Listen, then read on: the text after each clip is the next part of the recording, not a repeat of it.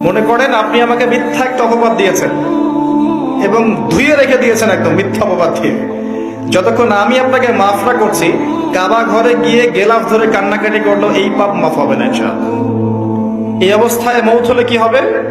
পরকালে দেখবেন আমি দাঁড়িয়ে আছি আপনার জন্য।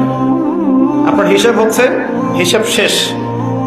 আপনি সালাত, সওম, হজ জাকাতের নেকি নিয়ে উঠেছেন, কিন্তু দেখছেন আমি দাঁড়িয়ে আছি, আমার মতো আরো 10 জন দাঁড়িয়ে আছে।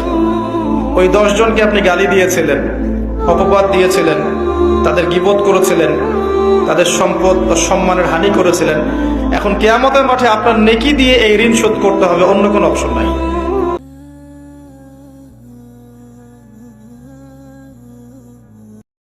মনে করেন আপনি আমাকে মিথ্যা একটা অপবাদ দিয়েছেন এবং ধুয়ে রেখে দিয়েছেন একদম মিথ্যা অপবাদ দিয়ে। যতক্ষণ আমি আপনাকে মাফ না করছি, কাবা ঘরে গিয়ে গেলাফ ধরে কান্নাকাটি করলো, এই পাপ মাফ হবে না ইনশাআল্লাহ।